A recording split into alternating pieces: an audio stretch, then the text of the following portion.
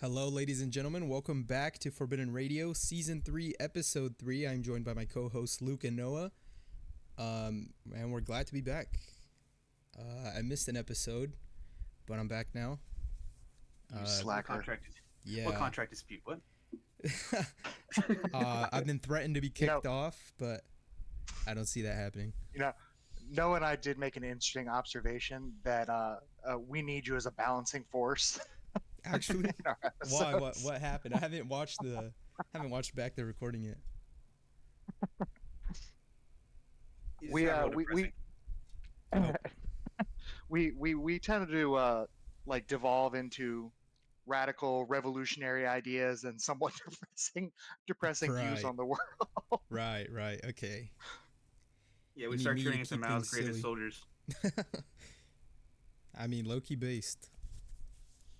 So It gets Yeah. very revolutionary very quickly.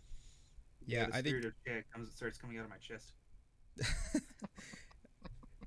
Okay, see, yeah, then I think it helps that I know absolutely nothing about politics. Do you know who Che is? Yeah.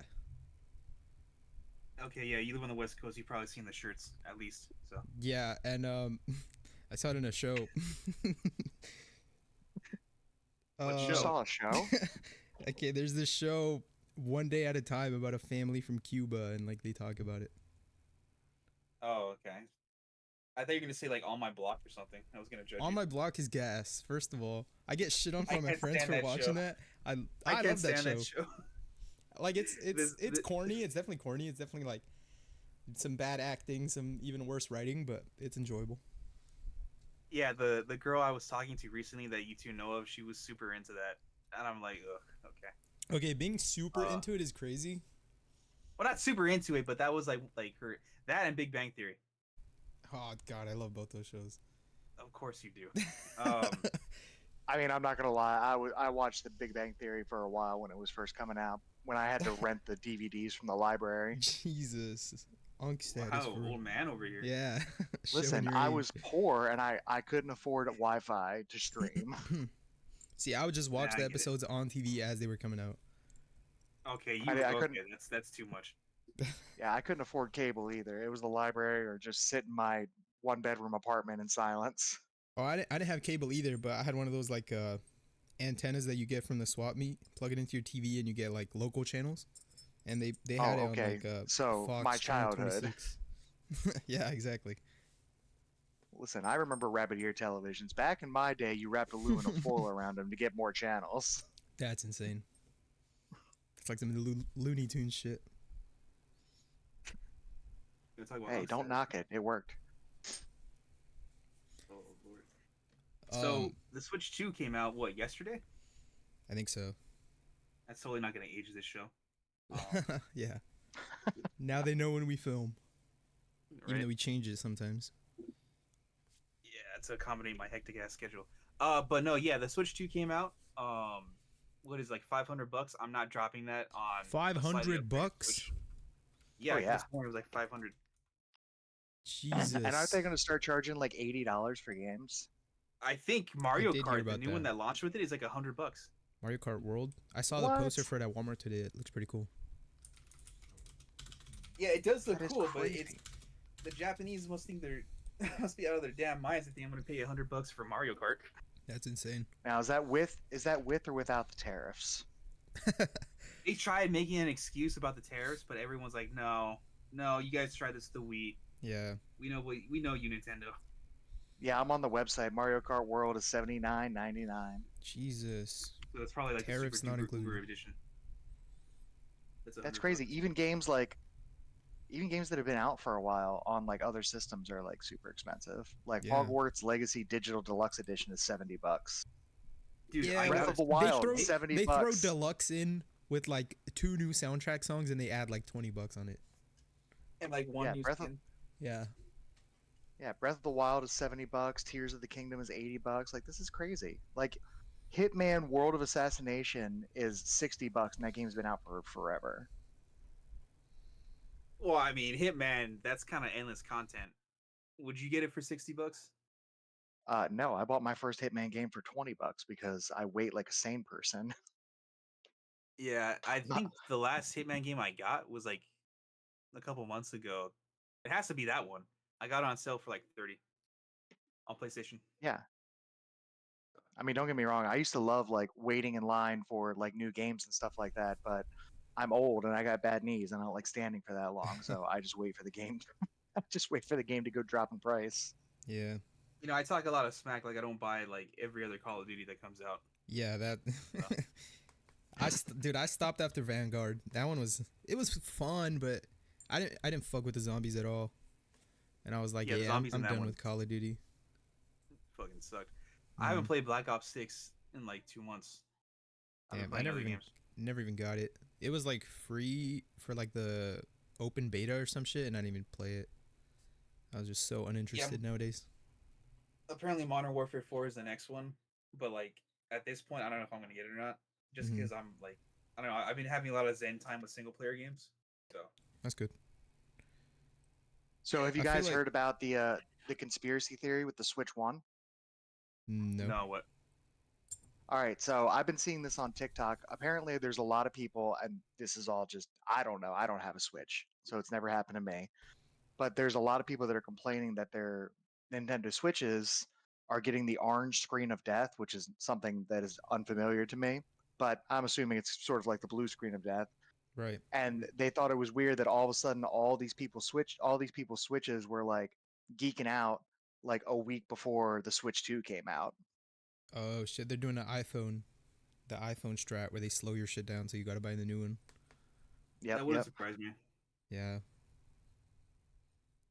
You see, I Yeah. know why that happens to phones. Like, as the software updates happen and, you get all the new applications and stuff like that, like your phone's hardware just can't handle it anymore. So it Right. slows down. But like for the Switch to just all of a sudden start like not working right before they release their new console is kind of sus. That's I don't know sketchy. how Yeah. many people it's happening to, but it's enough for it to like I saw at least 15 different people doing TikToks about it. Right. That's insane. I want to go test it now. My brother has a Switch. I'm gonna go see if his works. I have my Switch There you right go. here. Oh, let me see. Turn it on, All right, boot it up right now, and we'll live on the this is a live, podcast. yeah, a live test of the orange possibility of the orange screen of death. We're here to debunk the How crazy would it be if you turned it on and it was orange screen? dude. Imagine. It's actually not even turning on. Oh Jesus Christ! that's, even, It's evolved. that's even better. It just straight up doesn't work. You just It's like bricked it. we're not even gonna give you orange. Just remotely shut them all down. Yeah, I'm pressing it. Now, is it It's not charged? well, that's also that. I could have Guess sworn it was someone's charged. I guess All someone's right. dropping $500 on the Switch too. Yeah, you got no Oh choice, yeah, man. You have to now. it's dead. I'm a dumbass. I didn't know that. Oh, because it was in sleep mode. Falsifying data over here. I know, right? Fake news. I Check drive your on Mr. sources. Typical lib. Oh, you did not just call me a lib. Oh Uh-oh. no, Oh, dude! he's choosing violence today. Someone asked me once, "What's the worst thing you ever been called?" And I just burped and went liberal. The Man, that's burp after definitely being adds called to. like being called a spick by like Chinese people. So Yeah, no, lib is definitely worse. yeah. But yeah, so maybe in like 10 minutes we'll be able to see because it's charging. Okay. All right, we'll have to delay the test then. So, is there anything about the Switch 2? Like, I haven't been a Nintendo guy like in years. What Same. Switch games are out that you guys are excited for? Nothing right now. Nothing. I never even got the first Switch, so I have no clue. The I mean, last do they have Nintendo I any owned was the like? Wii U, and it was not worth it. I mean, do they have any like flagship games that are coming out to like get people excited besides Mario Kart?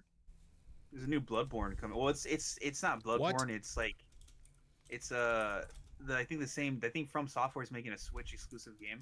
It's not What Bloodborne the though. helly?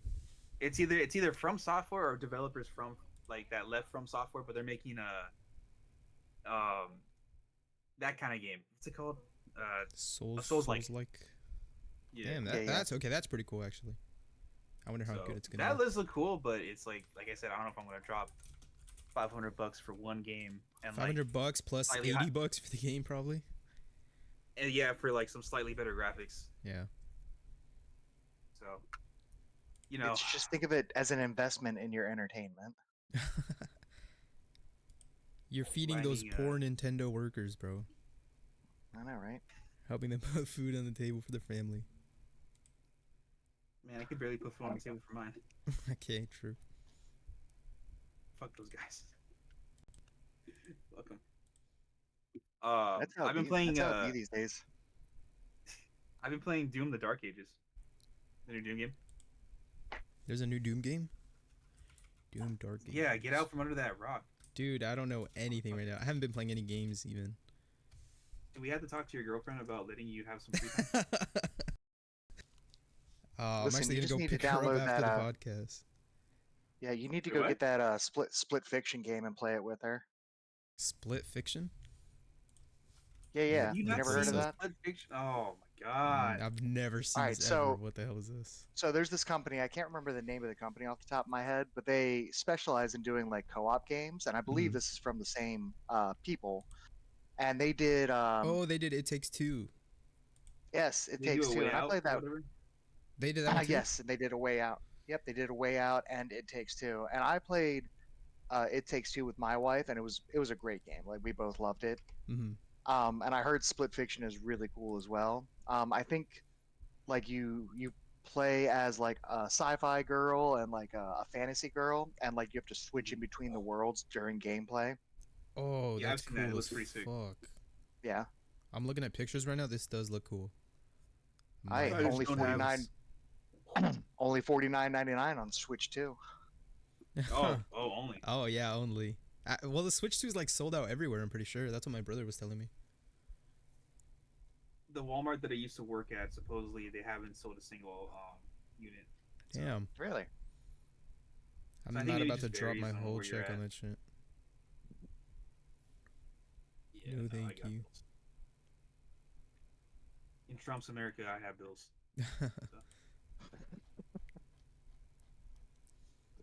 In I mean that's fair. Caesar's, I mean, Caesar's shit, Kaiser's America. my rent just went up. Damn. Sucks. It's not Landlord by thought much. of It's only our like number. $50, but fuck. Landlord, are you kidding me? I have corporate landlords. Yikes. No, that was a meme I saw earlier Yeah. where it was like, this just in rent increases because landlord thought of a bigger number. Pretty much. Learn to count. I Higher. mean, I did the Mhm. math with the amount of units that are in this building, and they're going to be raking in like another $48,000 a year on just this building, Jesus. and they own like multiple buildings. Right. Jesus. So, anyways, Sounds about Doom the right. Dark Ages. Yeah, Doom the Dark Ages. This looks pretty cool. It's pretty cool. It's a prequel to the 2016 reboot. Um, the Doomslayer gets a freaking fur cape, so that's cool. That's drip. And a Captain That's what makes him America shield. medieval. The shield, yeah, the shield looks cool. That's what makes it medieval. Dude, I feel like Captain America in first person when I throw that bitch, That's dope. and it's got a saw on it. I'm I seeing mean, that. he It is has, the like, Doomslayer. saw blade. Everything needs to be fucking deadly. I see there's like an armored like- dragon. That shit looks cool. Yeah, that's his personal dragon. That's his dragon? That's sick. I thought it was like an enemy. Yeah, I Yeah, think I'm it's looking at in the artwork lore. for the game right now. In the lore, it's the biggest dragon that his army has, That's sick. and it's the most violent one too. I need to learn the Doom lore. Oh, dude, it goes weirdly deep. Does it really? I love when things like this have deep lore. Let's see. Doom lore. I need a new YouTube video to watch while eating. Yeah, apparently the Doomslayer is the same Doom Marine that is the Doom guy from the very first Doom, Mm-hmm. and somehow through time travel and interdimensional travel, he ended up in the 2016 reboot. Damn. Oh, okay. Then he got stick into a divinity machine that gave him the power of the gods, and that's why he's even more violent than he usually is, or more powerful, I should say. Mm-hmm. And that's why he could straight up like box Satan. Oh damn. So yeah. Does he win though? Um. Oh He's the yeah. he's the Doom he's the Slayer. He always wins. he's he's the Doomslayer. He's the one character in fiction that I can confidently throw into Warhammer and he will come out the victor. Damn. Unscathed. I heard he's Yeah. married to a little dog from Animal Crossing. Oh, Animal Crossing. Yeah. Yeah, that was cute. I choose to believe they're more like siblings, but there are some people Gotcha. out there that are like, oh yeah, they're married. But no, it was a cute little meme when Doom Eternal came out. That because I think Animal Crossing New Horizons and Doom Eternal came out on the same day, Right. and the fandoms were just like, oh, they're best friends. That's cool. Yeah, my sister was telling me about that, and I was like, "What the hell do you know about Doom? I don't even know about Doom." She's like, I know everything about Doom. Imagine she's like, she pulls out the whole lore. And the soundtrack smacks. Does it really? I Yeah. have to look that up. Look up BFG Division. Doom 2016 when you get a BFG. chance. All right, I'll have it queued up on my YouTube for later. Yeah, it goes extremely hard. Like when you're lifting, oof, Ooh, new gym playlist drop. pretty much. What about you, Luke? What do you listen to at the gym? The gym. I work. He's like, "What the fuck is a gym?" He's like, "Who's Jim?" No, when no, when I used to go to the gym on a regular basis, like it would usually be like either metal or like some heavy techno music, like dubstep or psycho step. Yeah, I feel like that's the main two that people do. Nah, meanwhile, I'm over here doing chest to Chapel Run. Yeah, There you that's go. another one where it's like white girl music. White girl music Pink while lifting. Pony Club. Oh Whatever man. gets you going. Yeah, That's all that matters. I do be bumping Espresso by Sabrina Carpenter. That was a banger. Juno is my song for Sabrina Carpenter. Juno? I haven't heard that one, I don't think. Yeah, Juno's pretty good. I just put that on. I lock in. Hell yeah. Um, I'll have to add it to the playlist. when I do glutes, that's when I put on white girl music. You gotta get that big butt. Hell There you yeah, go. dude! I want to fill my legs out. Back in the day, my legs were like they were so big that like bootcut jeans were like skinny jeans. Damn. I mean, I'm kind of Yeah, exaggerating, that's but you get the point. No, no, I believe it. I that's have it why I don't envisioned like in my head right now. that's why I don't like bootcut legs or bootcut jeans because like I got really big calves. Like I'm a big guy. My legs are nice and big to carry all this extra weight that I got. And I gotta wear loose jeans because otherwise it like tries to strangle them and then my feet lose all their feeling. Yeah, I've no, never same. really I've never really understood when guys my size like wear like skinny jeans. I'm like, dude, like that's not comfortable. Like my belly hurts just looking at you. Mm-hmm. Yeah, it kind of looks weird. It looks super weird. And you know what I noticed too? Short guys, when they get jacked, they look even shorter. Yeah. I know it's because they broaden out. Yeah, you look wider and then but you stay the same height. Like, what's that meme? Was it Tyler One where he was standing on stage or something? Yeah. I know what you're talking about. And he's like super like standing on stage looking up at that chick, the announcer or whatever. Mm. Um, yeah. Oh shit. Oh crap, Luke. Let's get a little more into your book. Um, That's right. We just did uh, the cover reveal earlier this week, I think. yeah. Talk to me about Exciting like the news. process of that because I know Q'd made it, but did you like what was your input on the creation process for that? So we had a chat with Q and Eric and Armani and I just about the book cover, Mhm. and we were kind of like tossing around ideas, and basically they asked me what I wanted and what ideas I had for it, and then we just kind of like spitballed back and forth, and I wanted something that was similar enough to the main series covers that it was easily identifiable as being part of the same universe, Mm. Mhm. but I definitely wanted a different color palette so that it stood apart as well. I think And it that's a does good take idea. place like hundreds of thousands of years before the main storyline, so it's not like you're going to see any similar characters. And in fact, like the book itself starts off more like a fantasy story than a sci-fi story. Like it takes place on one of the planets in the system, but it's all like medieval type technology Mm-hmm. at the moment. Um, but yeah, so we kind of spitballed some ideas and looked around on the internet for like reference pictures of the things that we had in mind, and Q kind of put those together, and he came out with like a rough draft of it, and we put some more input on that, and then he altered a little bit more, and we went through like two different variations or two different like stages of the cover before we settled on like this the cover that has been released right now, and I really love it. I think it's gorgeous.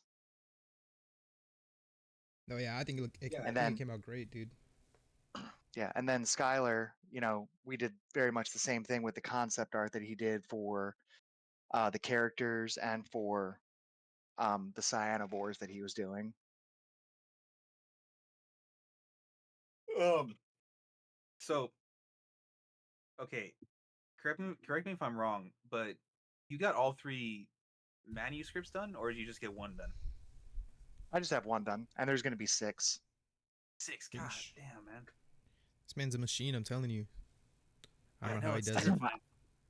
I have the whole series concept planned out, all six books. They're not all plotted out yet. I am very much like a planster. So like I'll have like a general Mm. idea of what I want to do when I go into the book, and then I'll just like write and then change things as I go, which makes for an extensive editing process. Oh my god, I can imagine. Because I will literally create characters out of nowhere just to serve the story, and then I'll have to go backwards in the story to, you know, like, oh, they've always been here. Right. Gaslight your readers. Or But yeah, gaslight I have the whole yourself. 6 book series planned out, all the major plot points and major characters. Even though I still need to name one character, I need to sit down with Armani and talk to him about that. Speaking of naming But characters, do you guys name your characters like before you start writing them or while you're writing them or after? it depends. So like for this book, the main character's name has been a name that's been in my head for years, Mm, and I literally created the naming conventions around his name. Like, okay, he's named like this. I want everybody to be named in a similar style. So, what reason is there for this? right. And other stories like I've got story concepts in my computer that just started off with a title. Like, I like this title, so I'm going to create a book around this title.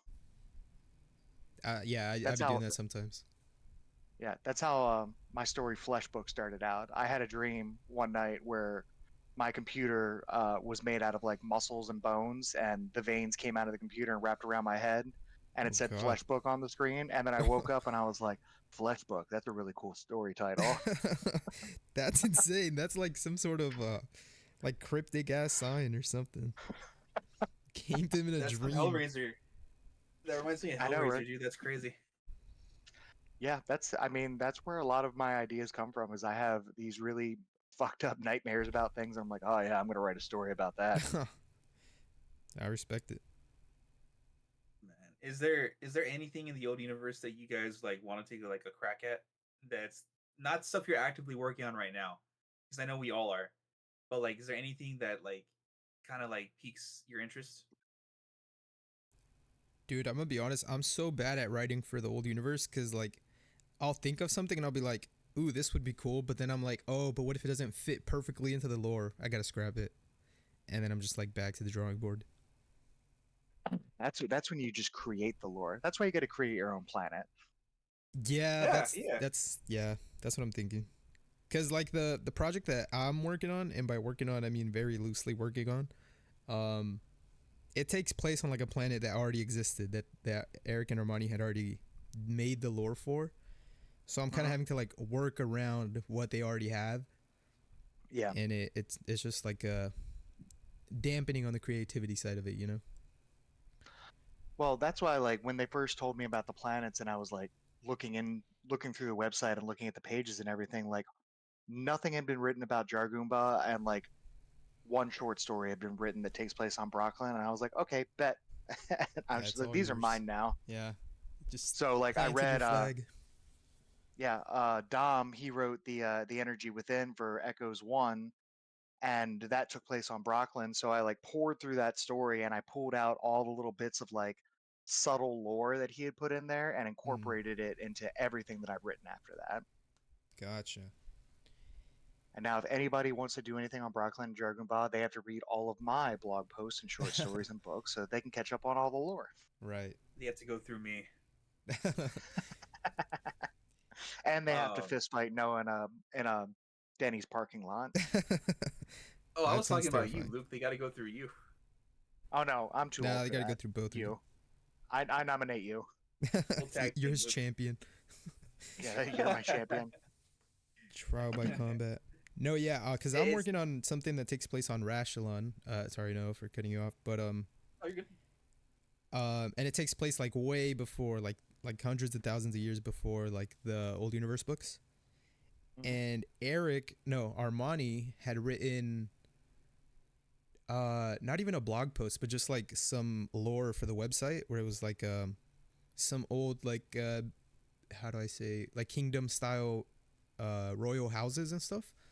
And I was Mhm. like, okay, that'd be cool. Like I love like that medieval fantasy style with a, like, focus on politics. And I was like, okay, I'll do something around with that. And but now I'm like, okay, well, he already has so much lore of like how the houses interact with each other and all that stuff. And so I've been stuck in like world building hell where I'm like, okay, well, what kind of resources is there on this planet? Like how does trading work? What's the currency like? All that type of stuff. And instead of writing the book, I've just been drawing up a ton of stuff that's probably not going to matter in the end. Yeah, the Well, world building black hole kind of sucks to get into sometimes. Yeah, I'm kind of stuck in what there right now. I wouldn't say it's like not gonna matter. I mean, all that is just like lore for future nerds of like the old universe to pour over. You know, Right, some that's true. kid And in like. that's No, go ahead. yeah, no, that's why like I'm not like giving up on it and just being like, okay, scrap all that and just start writing, because I'm like, eventually someone or even just me will enjoy this eventually, you know? So I'm like, it is cool to work on, but it's just delaying the writing even more than my Yeah, Yeah, I get so procrastination you. already does. one of the things that I've done, like, so I'm trying to build my own fantasy series and building a fantasy world and getting lost in all the world building. Mm-hmm. So I started writing some like short stories that take place in the world, and I'm using those short stories to build the world. So like I'll write the story and just kind of like go into it with a basic idea. And then like through the course of the story, I'm like, actually, that's a really cool idea. So I'll incorporate that into the world and do this and do this. So I'm still like actively writing the story, but I'm world building at the same time. And whether or not I actually release the short stories is one thing, but I'm enjoying it. I'm writing a story and I'm world building all at the same time. Gotcha. That's a good idea. I'm gonna write that down. You should try it. I've written two short stories like that, and it's really helped like deepen the lore of my world because I have a better understanding of it from like a person in that world's perspective. Right. Instead of like that hand of God, like you're the person creating it type of thing. Yep, and it also gives you an idea of like what details are going to be important for your world. Like, Mm-hmm. like in this one city, you might teach yourself what the economy of your world works like because your character's a merchant and maybe he does like a shady deal. So you kind of like write in the law enforcement and the different things that might be like considered like black market items and stuff like that, and you're learning it as you write the story, and then you can kind of go back to your world building phase and like justify it, like write down the notes like, oh, like this particular thing is a black market item, and the guards in this town, they're named this, and that's from the history of like this and this, and you deepen the lore of your world without like getting lost. Right. Okay, this is good stuff, Luke. I'm gonna have to I watch do what this I back can. later so I don't forget it. No, I yeah, because the story I'm working on. Oh my god, I keep cutting off. Go ahead. no, you can go. No, go ahead. Go ahead. Okay, I was just gonna say it's about a war, between two Oh, brothers, and ooh. so I'm thinking I'm trying to like figure out how to get like how to split up the houses like to who they're loyal towards, and I'm thinking a lot of it has to do with like resources, influence, and like location, like their geography. So I've been working on that, like doing, okay, where's each house located? What is around there? What kind of resources do they have access to? And I've been thinking food is probably going to be a big contender in this playing field, where like some cities have to import their food because the area where they're at, like they just can't grow their own food. And then I thought of a scene a while back where it was like one of the brothers like destroys the supply chain of food towards like a major city, and it like really throws off the other guy's plans, and he has to like go and divert resources there to keep his people alive and stuff. But so I'm just like getting lost in like tiny little details, but it's kind of fun. Kind of like it. Yeah, I mean, world I building mean, can be super fun. Mm-hmm. yeah, as long as you're having fun. You know what? You're right. That's all that matters in the end. Mm-hmm. All right, go ahead, Noah. When it comes, oh, you keep cutting me off even when you're trying not to cut me off. Yeah. Ever the professional, Angel. No, but welcome back, I guess. no, but when it comes to like world building and canon and stuff, I'm kind of content with where I'm at with Anrak. I've also been trying to build out its ancient past, like its medieval past. Mm-hmm. If you were to click on the Anraki planet on the page for it on the website, you can actually see where like I'm hinting at where things are going. I have like a good chunk of the history written out. Mm-hmm. And I've also been trying to get like just like little things out there too. Like you guys probably saw a few weeks ago. I was like, is there a soda in the old universe or like a soda equivalent? And Hmm. in my head, I was thinking, what if like Onrock actually made like was like a major exporter of this thing called like fuzz, Mm-hmm. right? So like an apple fuzz or a blueberry fuzz, and it was basically like soda. I like little things like that because this actually coincided with the trip I had when I went to Disneyland. I was in the Star Wars Galaxy's Edge, which is like the Star Wars land Mm-hmm. section of Disneyland, and they have a bunch of in-universe drinks. And I'm like, man, we got to start like making little drinks here and there, like in the lore, so that when we get to this point, we can have like, oh, we have fuzzes, we have like these other drinks, we have like beer, you know what I'm saying, like in Right. universe beer. So when we get like our own little land in whatever theme park we end up getting like a contract with, they can like you know draw from there. I just think that'd be pretty cool, you know. So Yeah, no, and I think it also will just help like with writing and stuff because it kind of yeah, makes the world feel more alive and more connected. Because it'll be like, oh, in book whatever of the old universe, they mentioned this drink that's also in this other Noah's book or whatever. It just makes everything feel more connected. yeah. Yeah, I mean, that's what I did for. So in Dominic's short story, he created the word "roke" as like a curse word. Mm-hmm. I remember this. So I tried to figure out like, okay, so where would this word come from? Because I think like there was a rumor, a myth that the word "fuck" came from like the police code from like way back in the day for like prostitutes for like being arrested for unlawful carnal knowledge. Mm. That's all false. I don't remember what the actual etymology of the word is, but I was like, okay, so where might this roke word have come from? So I created in like the prehistory of Jargoomba an animal called a roke, and it squirted. It was basically like an insectile like skunk, and Mm. it would spray smelly stuff on you, and then like people would be like, "Oh, you got roped," and then that eventually became slang, and then just turned into this curse word even long after the animal itself it was named after died off. I love that. Mm. Yeah, that's sick. Yeah, I love etymology and the fact You that it should comes talk to from an Justin animal is about cool. it. Oh yeah, I talked to Justin once. I had a meeting, like a one-on-one with him once a while back, maybe like a year ago, and the guy Oh knows his crap. stuff. Like, Oh huh? yeah. No, yeah, this was a Sydney while Sweeney, back. I haven't. Sydney Sweeney's bathwater just sold out. Damn. I was gonna get that. Yeah, I'm No. sorry we're Whoa, distracting you whoa. Oh from more man, important I've been. matters. She's my current celebrity crush right now, but I've been playing up like the bit, especially on my close friend story. Mm. Oh, I've I have noticed. like, yeah, I'm sure you and Armani have noticed. um, but I just love like just being a goofball like that. I put up a post like after I posted up like one of her own like stories on Instagram.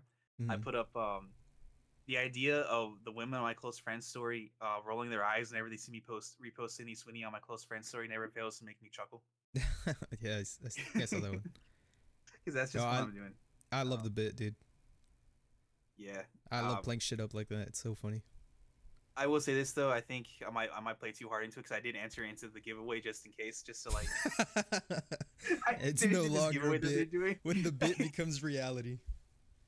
when Yeah, the this is bit gonna bites you.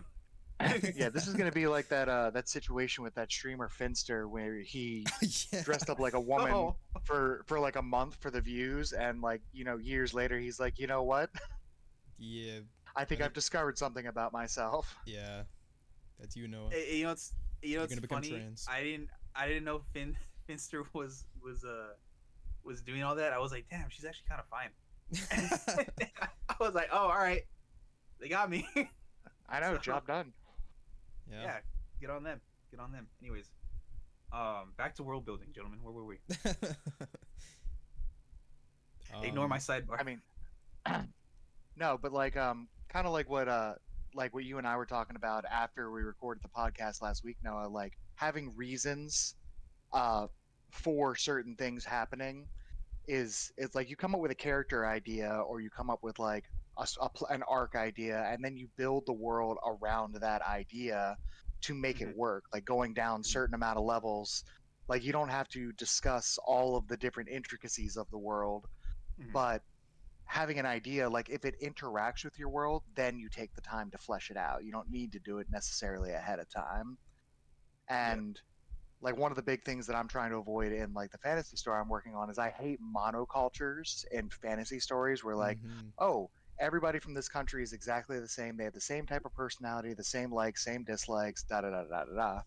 And it's just not like super realistic. Yeah. And it's a very like old school way of like looking at fantasy world building. And it actually makes world building a lot simpler if you don't build monocultures into every nation. Right. Huh. That's funny because But this fantasy story that I was working on, I think I might have actually done that inadvertently. Um, Yeah, I mean it happens, with you know. yeah, it's like a blanket like oh, this country is like a combination of like France, England, and the U.S. This country that's all the way on the east is a cross between all the Eastern European countries and Russia. You know, Mhm. um, so I think I might have actually done that by accident. Holy crap! Yeah, I was working on this fantasy story because Game of Thrones pissed me off when it ended. So I started working on this, and now it kind of potentially could actually be another dimension in Manifest, but I'm not going to reveal too much about that on show. But once we get mhm. to that point, you guys will know what you're looking at. So Okay, well now I'm excited.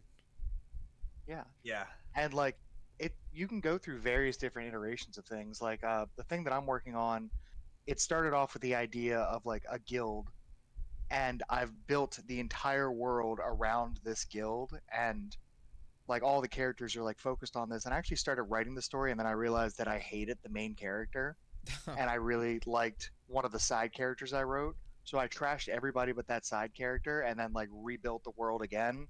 And I just recently did it for like a third time, and I'm much happier now. But I have to go back and like change a bunch of things in the world because like some of the old stuff that I did doesn't make any sense now. But like some of the ideas that carry through, I'm just going to keep carrying through. And like each time that I do it, the world gets a little bit more nuanced and the characters get a little bit more fleshed out and less two dimensional. And it just takes time. It takes time to do all of that. Wait. So okay, you say that right? That like you hate this character now, or you hated that character that you were writing or working on. Uh-huh. That oh, this is just a me thing.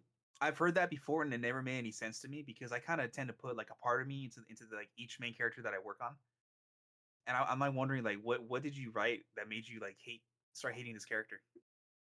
Well, I hate him not in that he was like a bad character, but I hated him because he wasn't very interesting. He wasn't an interesting character. He was a way I was following his perspective at this was like 10 years ago is when I started doing this. So I was not as good of a writer as I am right now. And I Mhm. was using him as like a very tropey fantasy character, like the naive like country boy that goes into like the big city and he has to learn all of these things. So it was a way to like world build to the readers without exposition dumping on them. Like this character doesn't know, so I can take the time to explain it so that the readers know. And he just wasn't super interesting. He was very two dimensional as a character. and I wasn't interested in his narrative arc because it was 100% just following the tropes, Right. and I didn't want to do that. But the side character that I built to be his like one of his best friends actually had an interesting narrative arc, and I was like, you know what? This is a more interesting character to build the world around than this guy that I'm currently working with. So now that Mm. that older character doesn't even exist, and his best friend has been promoted to like one of the main characters, and there's like seven main characters, right? Seven primary protagonists right now, seven different POVs that I'm planning on following. Damn. Wow. Dude, I was laughing because that's the problem I'm having right now. Where like any sort of project I start to work on, I hate my main characters because it's the same thing where it's like that tropey, like the naive hero where like people explain everything to him to explain it to the reader, and I'm just like, okay, this is getting old. And it's also like, yeah, it's hard to give him a narrative when he just is like a blank slate basically. Yeah, and like the blank slate character works for some things. Oh yeah. Um, Especially like, and I'll catch a lot of hate for this, like Twilight, because the main girl who was so bland I can't even remember what her name is. Um, anybody that's reading the book can imprint on that character because she's such a blank slate. She could Mhm. literally be anybody, Right. and that's why I suspect a lot of readers really like those books because they could see themselves in her shoes because she was very generic, and but like she did have a lot of the same like flaws and like issues that a lot of teenage girls go through. So she was very understandable, and she was very like accessible for a lot of different people to read, Right. and that's what made them love her story so much. Plus, I mean, who doesn't want a hot werewolf and a hot vampire guy to lust after you at the same time, even though they're both super creepy when you look at it? Yeah. Yeah, no, I think the problem with mine is that like I have like a couple different stories where I've like thought up, plots and then character, but it's like my main character from like all like what 4 or 5 of those is like interchangeable between all of them. That's how much of a blank slate he is. Well, that just tells me that like you're thinking less you're paying attention to your world building, but you're not thinking about that character's arc and what makes them interesting in that Oh, world. for sure. Yeah, yeah, yeah. Which I So think is definitely you my need to give problem. them you need to give them some trauma. That does it. Yeah. Yeah, okay. Unfortunately, even when I try to give him trauma, it's always like the most tropey shit, like the dead parents or that type of stuff. And I mean, it's there's like, Yeah. nothing okay, well that wrong with the tropes. The tropes are tropes for a reason. It's because they work. It's you sure. have to do your version of the trope and execute it well. Because Mhm. my main character has dead parents, Right. but But it the works. narrative, like his arc, is not a redemption arc, it's a revenge arc. Like he is a Mm, very morally gray. He's a villain. He's a right. villain. Like one of my main characters is a villain. He's going to do awful shit in order to get vengeance on the people responsible for the death of his parents. And like it's very interesting to me. So it's still, yeah, trope. He's got dead parents. Um, and then one of the other primary protagonists also has dead parents that were killed by the same people that the other character's parents were, but she is the other side of the coin where Mm, she is trying to be like walk the high road and right. follow the code, whereas the other guy is specifically manipulating people in order to fuck them over as hard as he can. That's good. I like that. It keeps them as like mirrors to each other, Right. and somebody is going to relate to one of those characters because we've all been screwed over before, and we've had those like thoughts on both sides of the coin. So these are like taken to the extreme, Mhm. and that's what makes them more interesting to me anyway. We'll see when I actually write it if it is more interesting. I have a Yeah. feeling it will be. One of my well, Alex's mom is dead. Um, I reveal later why, but yeah, that's also a trope that I leaned into. Yeah. For me at least, it makes writing a little bit easier. Dealing with one parent rather than two. Mm, But yeah, for me it was a writing thing. That's why I did it. Like for the story, the later storylines, you know. So Right. yeah. But yeah, I mean the tropes aren't bad, but there are just some tropes that like I don't click with, like I don't naturally gravitate towards, and it might work great for another writer, but it doesn't work well for me. Just like something that works well for me might not work well for you or work well for Noah. Mm-hmm. Like we all have our different strengths and our different things that like really speak to us, speak to the creative side of our souls. And it could be that the naive country boy doesn't speak to you, and that's why you're not interested in the character. Right. Um, I had another question for you guys about first lines, like opening lines in a book. How important do you think they are, or how important are they to your writing? And do you start off with like coming up with a good opening line like before you start writing, or do you just like come back to that later? I don't care about first lines. Like the Really? very, very first line. Yeah, yeah, yeah. Any time that I've tried to make like an epic first line for the story, it always falls flat for me. For me, it's the Mm, first paragraph. The okay, first paragraph has to be somewhat interesting. okay, I get that. And I'll give you an example. So I just pulled up Blood on the Snow, so everybody gets a free first line from Blood on the Snow. Let's see it. Uh, Let's hear it. Light trickled through the skeletal branches, casting eerie shadows on the snow-covered ground. See, but I think that's good. It's like it sets the tone. It sets a little bit of the setting. You know, you kind of do get an idea. I think that's a good It's first an line. idea, but it's not attention grabbing like what people say it is or say it should be. Right. And for the Swanson Fly project, it is the development of the 12th series of the subject has achieved the desired results far beyond projections. I think that's a great line. I think that's better than Blood on the Snow. See, I didn't think either of those were great first lines. See, And I like I like see them. TikToks all the time, like, show me your first line. And I'm like, yeah, no, it's okay. Yeah, I do see those too. That's why I'm asking, because I always see that where it's like your first line is the most important line in your book. Like it's what grabs your reader's attention. It's what editors will see. It's what publishers will see. All that, and it's like it's hard, especially when you're like first drafting up. Like I always skip it, and I'm just like, yeah, I'll come back to this later. I gotta start somewhere interesting, otherwise even I'll get bored. No, I do have to write chronologically though. I can't be the like one of those people that are like, okay, today I wrote chapter 12. Tomorrow I'm planning on writing chapter 5. Like I'll be Mm, fucking done. I'll be lost. right. Same. Like See, I cannot, and I've even tried that thing where like I don't know what to do with this particular part of the story. you skip it. And some people say like, well, just put it in parentheses and like come back to it later. I can't do it. I have to do it then. Mm-hmm. No, I get that, but I think that's what like puts me in like that writer's block. Like stop, like I just stop writing because then I'm like, okay, if I have to write this next line and I don't know what to do with it, I'll just stop. I'll just give up on it, and I'm like, I'll come back to it. And then I like never do.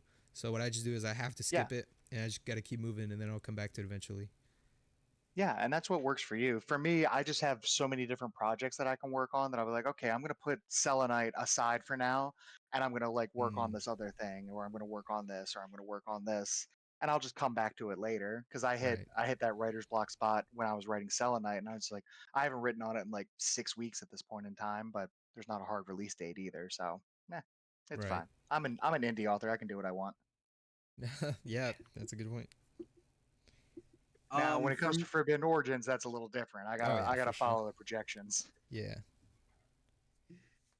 you know, it's funny you say that, but like I don't know, in terms of projections, that's the only thing that I kind of like that we're so small at this point because they kind No of play it deadlines. fast and loose with deadlines, yeah. Yeah. But I know for a Oh, they fact really do. once serious cash starts flowing, yeah, we're gonna get deadlines. Oh, for And you know sure. what? Oh yeah. I don't mind it. No, dude, I'm gonna be honest. No, I think like I need deadlines. Otherwise, I can't lock in. Like, I need that pressure of like, yeah, you got to get this done by this day. Because otherwise, like, I'll just put it off, and I'm like, oh well, I have time. I don't have a due date. I can just keep putting it off. I yeah, feel that too. I was no good. when they were first talking to me about cleansing the bloodline, they wanted a rough draft by like July of this year, and I was like, no, that's way too far out. I'm gonna finish it before the end of the year. Damn. Uh-huh. See, that's impressive. I wish I could do that. Yeah. You were saying no? Oh no, I was because I like to go back and rewatch this documentary, 6 Days to Air, and it's about the creation process of making an episode of South Park, Yeah, and yeah. how the deadline actually makes the story process and the animation process for them, for Matt and Trey, the creators of South Park, like it makes it better. I mean, Mm-hmm. it's not great for everybody. Yeah. I know when video game devs go through crunch, it's bad. But there's Hmm. certain types of creative people who that kind of crunch, having their back against the wall, really like makes their creative juices like shine and flow. Right. And I kind of feel like that's how I am sometimes. No, Would I same. always want to Uh, be under that kind of pressure? No, but Yeah. I do feel like you kind of need that sometimes. So Right. I yeah. had I a mean, I didn't. For me, that's the ADHD. If I don't have a deadline, I don't care. yeah, I think same. I had a college professor last semester where he was like, I know, like as college students, you're always thinking like, oh, I'll do it the night before, and he was like, you probably think that you do your greatest work under pressure, but actually that you just do all your work under pressure because otherwise you won't do it if you don't have a deadline. And I was like, okay, maybe true, but also like if I don't have a deadline, I just won't do it. I just can't do it. My brain is just like, oh, it's not important. It's not needed by a certain date, so we can not think about it. Yep. But that's why I think having the podcast, like when we have breaks off the podcast, like we just did, I feel like I write a lot less because I like forget that writing is even a part of my life. But when we're talking about it every week, then I'm like, oh shit, okay, I gotta lock in. Especially when you guys are like talking about your projects, I'm like, all right, I gotta play catch up now. Got to lock in. Yeah, We should it's do a writing.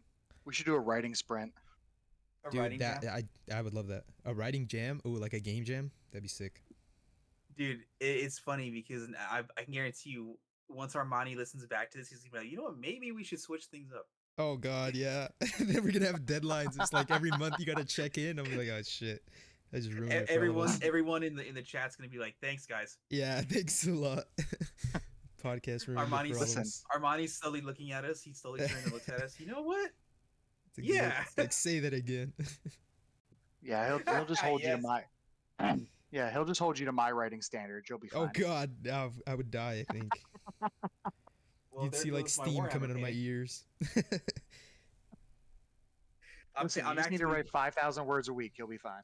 Dude, I I can know, dude. write like 5,000 words every 6 months. For the last month and a half, painting's kind of taken over writing for me. Like I've gone on here and I've Mm, done like little things here and there just to keep it mm-hmm. flowing. But yeah, dude, I busted out like 4 minis in the past month, and I'm proud of myself. But Damn. nah, honestly, starting I was actually planning on it anyways. Like starting within the next couple weeks, I gotta lock in and get some stuff done. Right. I gotta set up group chats with certain artists, and I gotta get stuff done because it's Manifest is gonna start soon. The first 2 issues are done. I gotta get the next 4 done. Because the first story arc is gonna be 6 issues. But yeah, I gotta lock in. I want to get as many banked as I can in before ground breaks on the art. So Mm-hmm. yeah, I mean, you went through a serious run when you wrote the first issue, and you got a lot of done in a very short period of Oh time. yeah. yeah, I think okay. that was that was fun. That was me trying to get back into writing comics. I haven't written a comic in years. Mm-hmm. But I'm comfortable now. That's why like we decided to break it up because originally, remember I told you guys I wanted to do like a 3-part like mini series of graphic novels for the first story arc. Yeah. Hmm. Um, well, when I wrote that first part, immediately I was able to tell where I could actually break it up into 2 separate issues. The first part, Mm-hmm. and now that I'm comfortable with it, that's when I talked to Eric and Armani, and I was like, hey, I can do issues now. I know I can. And That's good. I'm thinking maybe we break it up. Also, too, like it was also a time thing because the projection they gave me was like 2030 Damn. to like get certain things done. It was like a project. It wasn't like anything like a serious timetable. Mm-hmm. But I was like, I got to get as much of this story done as I can. Like in terms of like all the story arcs that I want to do. Right. Um, so I'm like, I got to do issues. So I want to get the plus like I want to get this first story arc out of the way So when I get into the more fantastical elements of what I want to do that you guys have seen, that's where I Mhm. want to really sink my teeth into it. Like get like super like yeah. Like I love this first story arc. It's the most grounded one, as grounded as it can be given with the story content. But like I just feel like these next story arcs after it is what's gonna pull people in. You Right. know? This beginning part is like the appetizer, and then you're getting ready for the fucking Yes, 5 course meal afterwards. exactly. So yeah, the next couple weeks I gotta lock in, get as much done as I can, so we can get manifest going, and you two gentlemen and I can become the three bad boys of Forbidden Origins, Hell the yeah. manifest team, Yeah, the yeah. core team. Yeah, dude. Also, like So these next like couple months, I'm off school, so the brain's getting a little bit of time to relax. So I might focus that energy on writing instead. Also, I've been supposed to be, I was supposed to be doing YouTube videos for yeah, OrigiNation. That was my idea. That was supposed to be my channel, and now I've kind of just like shoved it off and like given it to Seth, and they're like doing all that now. Um, yeah. It made me laugh. I apologize to Armani and Seth when we had this meeting a couple weeks ago. I was like, yeah, I actually did shoot a couple videos, but I didn't like how the way the sound came out. no, So same. I've been ordering new equipment. I ordered a new camera, and I want to get it as nice as I can, because Right. production No. quality for me is like the highest thing that I want right now. Okay, for me, the problem was content. Like I shot a couple videos and I was like, dude, I don't like this. I think this is so boring. I wouldn't watch it. So I don't want anybody else to have to sit through it, you know? And no one's going to. I Like mean, if that, you get bored, you're not gonna watch. So I was like, I'm gonna scrap that. I'll think of some better ideas. And then I just got fucking overwhelmed with this past semester and I was like, yeah, whatever, I don't care anymore. But now I gotta time to lock in, time to take some stress off Seth, help out with that YouTube channel. Yeah, I feel bad for Seth, but it also made me laugh because in the chat, Armani was like, "Oh yeah, Noah's gearing up to make videos, right?" And I am, but Hmm. I'm like, "All right, where's Angel at?" Dude, I know. He like the first week that OrigiNation launched, he was like, "All right, get to cooking up some videos," and then after that, we kind of just never talked ever again. Dude, I've been slacking on even reading the messages in this Discord too. Like I've been out of it, but it's Yeah, I time don't to know. I lock think there's in. so many 2025, different chats. Dude, there's a million that and chats now. I don't know what this guy did to this Discord. yeah, that and like just the year in general has been kind of draining. I think for everybody. Yeah, actually So real. yeah, It's been eventful for sure. yeah, but I think 2025 is definitely where things are going to be ramping up even more for us. 2024 was a pretty big year, Hmm. but 2025 is going to be insane, especially with the launch of Luke's book, Manifest breaking ground on production. Hmm. Um, it's going to be fun, you know. Yeah, I'm looking So forward Oh to it. yeah, I'm excited. There's more stuff going on. We're getting more releases. more Everybody's people. gearing up something, and we're gonna have everybody's gonna be working on Echoes 2 this year, and then it's Oh, the gonna come out next year. TTRPG. Oh Yes, yeah, that too. Oh exciting, Yep, man, dude, we're it's gonna exciting be good. stuff, bro. we're starting our play tests on that this month. Hopefully, it just depends on when Patrick gets back from Puerto Rico. Mm. Question: Yes, Do you guys for that game? Is it like do you use dice? yes, you do. Like It's a D20 system. okay, dope. Because I have some sick dice that I've been wanting to play, but I don't play any sort of TTRPGs. Yep, as long as you have a D4, a D6, a D8, D10, a percentile die, and a D12 and a D20, you're good to go. Yeah, I think I have the whole set. Sick. I don't know. But yeah, I'm we're not a starting. nerd. I don't play that stuff. So. Yeah, no, you Yeah, just says the paint guy that minifigures in painted your free 4 time. minis this month. Yeah, that's a Okay, we man. both went That's for a the man's same game. blow, the same time. Fuck you guys. Oh Yeah, lord. Warhammer's a man's No, we're game, all. not like that child's game, Dungeons and Dragons. If for children, I spit on that. Child game. Well, when we come out with minis for Of Time and Telling, then you can paint them on stream. On stream, on camera, with your I'm better telling you, camera and mic. I still want to get Eric and Armani to. I'm gonna get them to get me a 3D printer, Scam so your I way could into a 3D printer. we could do that, and I can Listen, also start printing out Warhammer minis for free. Listen, I bet that if you learned Blender so that you could create your own old universe minis, they would probably consider it. Oh, If you showed 100%. them some if you showed them some fucking Blender models of like the Allfather and Corrin, and you were like, "Hey, if I had a 3D printer, I could make these things, then we could sell them and stuff like that." And they'd probably be like, "All right, well let's talk about that." Yeah, All dude, of a sudden, You know, Noah's it's in Armani charge would of the give you his Forbidden credit card Origins Etsy information. store.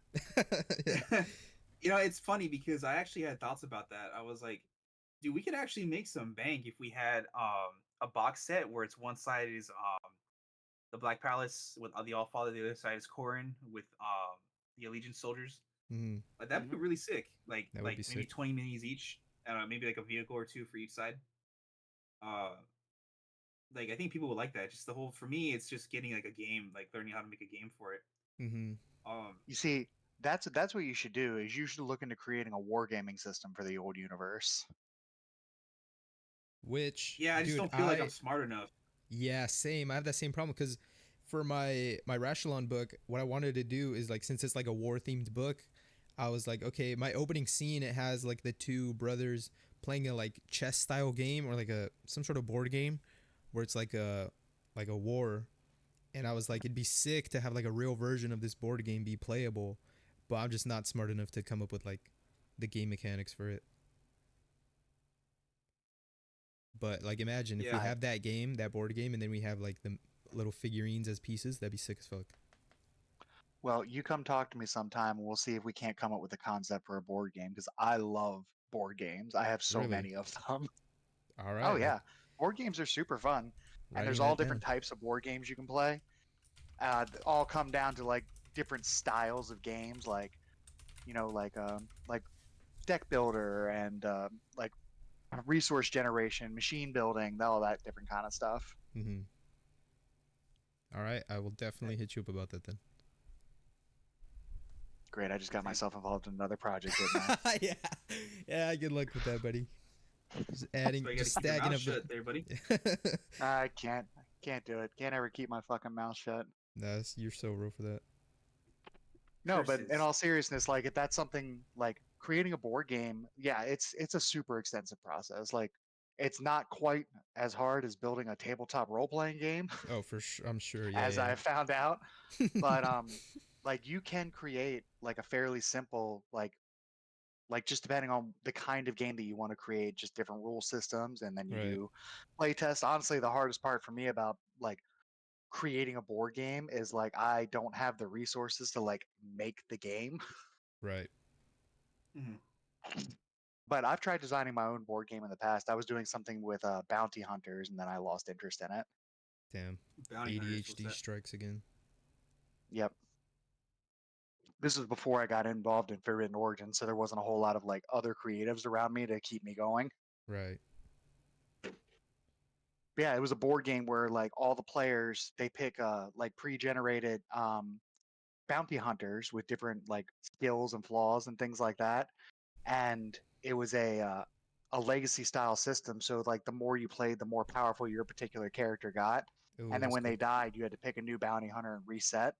And you were supposed to play with like a group of friends on different like bounties, and you could like you play cooperatively or you could screw each other over, and then you could buy new gear and all this other kind of stuff. I had like a probably like a 15,000 word document Damn. outlining all the rules. I have no idea where it is now. Damn. Okay.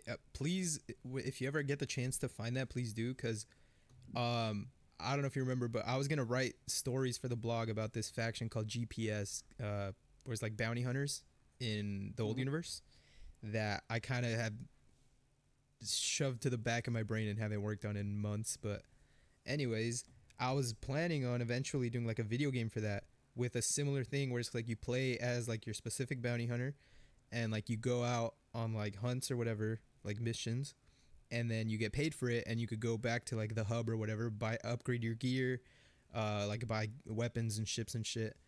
But like if you die, you lose your character and you gotta like restart as a different bounty hunter. So some similar ideas. I So like we it. just need to write a video game proposal. Yeah, video games are hard though too, dude. I wanted to get into making video games, but it's a lot more complicated than it seems. Oh, I believe it's complicated. I just write the proposal. Someone who's more talented than me gets hired to actually animate and create the game. Right. See, I'm delusional as hell, so I'm like, oh yeah, I can do it.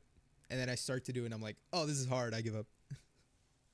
Yeah, that's what I thought when I first picked up Blender. I was like, oh, I'm gonna create my own like pieces of art and stuff like that. And I was like, Mhm. no, Oh the my amount of god, time I Blender's would have to so hard. invest and learn how to do this, like I am not doing this. I Yeah, did do the donut tutorial, of and it was a course. lot of fun, It is. but like I didn't want to invest. Like I'm trying to write. Yeah, I don't have I don't have the time to invest in like learning how to animate things. right. We Maybe, also have maybe jobs. if yeah, at Yeah, jobs. If I sell 1 million copies of Cleansing the Bloodline and I can quit my day job, maybe I'll learn how to use Blender then. right. Someday, I believe. Someday.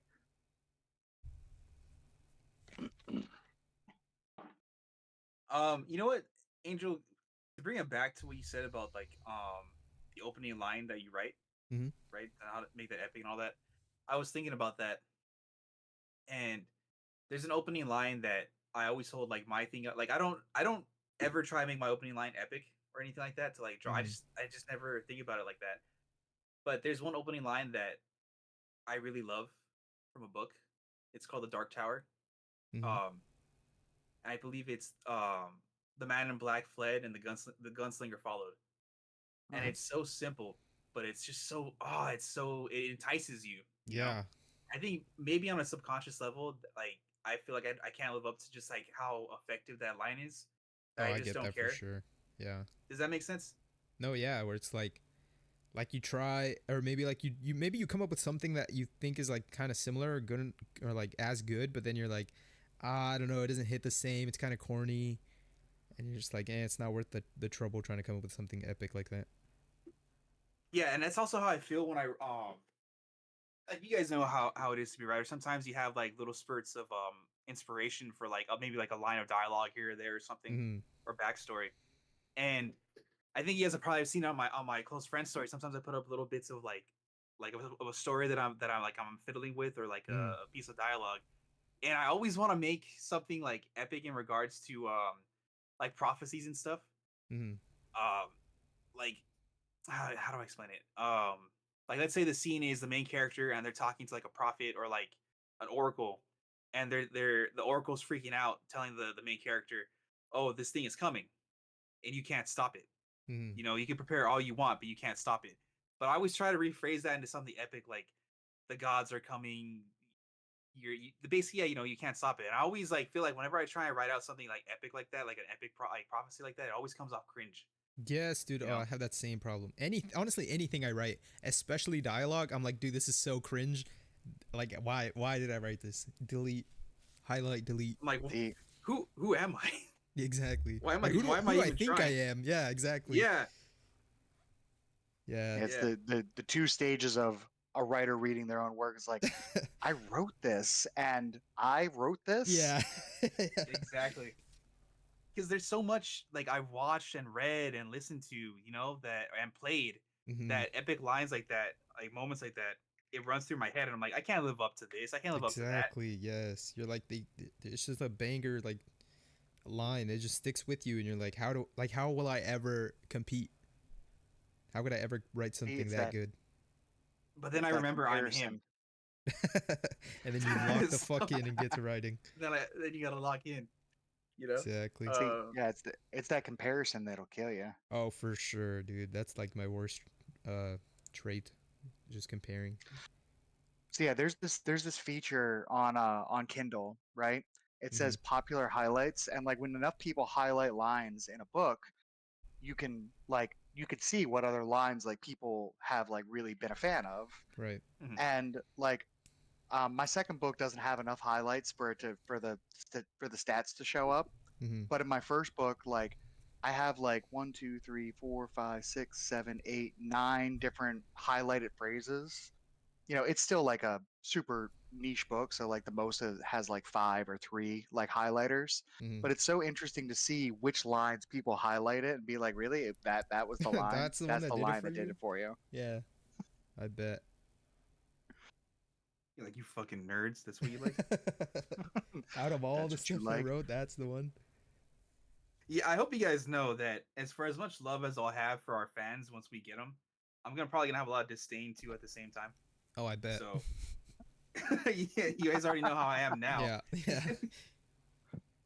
Oh my god, it's gonna be awesome, dude. I can't. Oh my god, I just want to like fast forward to us just being just successful. Yeah, You know, no.